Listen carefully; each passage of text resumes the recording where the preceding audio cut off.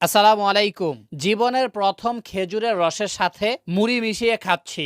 আর এই খাবারটা যে এত সুস্বাদু, যারা খায় নাই তারা এটা কখনো কল্পনা করতে পারবে না। যাই হোক, এবার আমার প্রথম এই অভিজ্ঞতা হয়েছে রাজশাহী সফরে এসে। রাজশাহী ইউনিভার্সিটির ভিতরে দ্বিতীয় গুড় সম্মেলনে রাতে আমরা কমলাপুর রেল স্টেশন থেকে সরাসরি রাজশাহীর উদ্দেশ্যে রওনা করি। ফজরের সময় গিয়ে আমরা আমাদের গন্তব্যে পৌঁছে যাই। সেখানে পৌঁছার পরে বুঝতে পারি রাজশাহীর মধ্যে পুরোপুরি শীত পড়ে গেছে। রায়হান ভাইয়ের বাড়িতে কিছু সময় অপেক্ষা করার পর আমরা মাঠ পর্যায়ে চলে আসি। আমরা সকালবেলা নাস্তা করি রায়হান ভাইয়ের বাসায়। সত্যি বলতে ওনারা খুবই আন্তরিক মানুষ।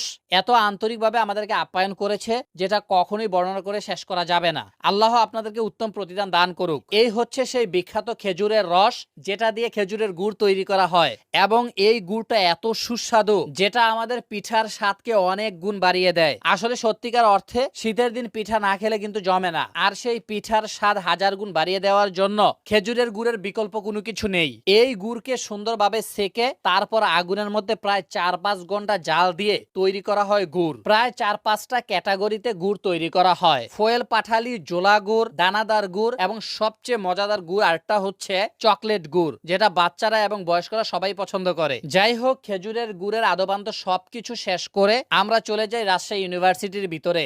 এই দ্বিতীয় গুড় সম্মেলনে ছোট বড় অনেক উদ্যোক্তারা এখানে উপস্থিত হয়েছে। তাদের সাথে দেখা হয়ে অনেক বেশি ভালো লাগলো, কারণ তাদের থেকে অনেক কিছু শিখার ছিল। আচ্ছা, যাই হোক, যেহেতু আমরা রেজিস্ট্রেশন করেছিলাম এজন্য আমাদের জন্য কিছু জিনিস ছিল, সেগুলো প্রথমে গিয়ে সিগনেচার করে আমি আমারগুলো বুঝে নেই। তারপর প্র্যাঙ্কি বয়েসের ফয়সাল ভাইয়ের সাথে সবগুলোকে আনবক্স করি। মোটামুটি বাহিরে লম্বা সময় পার করার পর তারপর আমরা প্রোগ্রামে গিয়ে উপস্থিত হই। গুণী মানুষদের থেকে অনেক কথা শুনতে পাই, কিন্তু তারপরও যে জিনিসটা আমার কাছে মনে হয়েছে, এই জাতীয় সম্মেলনগুলোর মধ্যে অনেক বেশি পরিবর্তন আনা দরকার, যেগুলোর মাধ্যমে উদ্যোক্তারা উৎসাহী হতে পারবে এবং অনেক বিষয় জানতে পারবে। যাই হোক, দুপুরের দিকে সকলে আমরা নামাজে চলে যাই। নামাজ শেষ করে তারপরে লাঞ্চ করি। সর্বশেষ কথা এটাই, আপনারা আপনাদের আস্থার জায়গা, আস্থার বাজারে কিন্তু আলহামদুলিল্লাহ খেজুরের গুড় পেয়ে যাচ্ছেন। যাদের লাগবে, আমাদের আস্থার বাজার পেজ আছে, হোয়াটসঅ্যাপ নাম্বার আছে, অথবা আমাদের ওয়েবসাইট থেকে সরাসরি অর্ডার করতে পারেন। আপনারা অর্ডার করার পর আমরা পাঠিয়ে দেব। আপনি নিজে দেখে যদি পছন্দ হয় তাহলেই সেটা রেখে টাকা দিবেন, না হয় দেওয়ার দরকার নেই। খেজুরের গুড় নেওয়ার জন্য আপনাদেরকে একটা টাকাও অগ্রিম দিতে হবে না। সকলে ভালো থাকুন, সুস্থ থাকুন। ধন্যবাদ সবাইকে।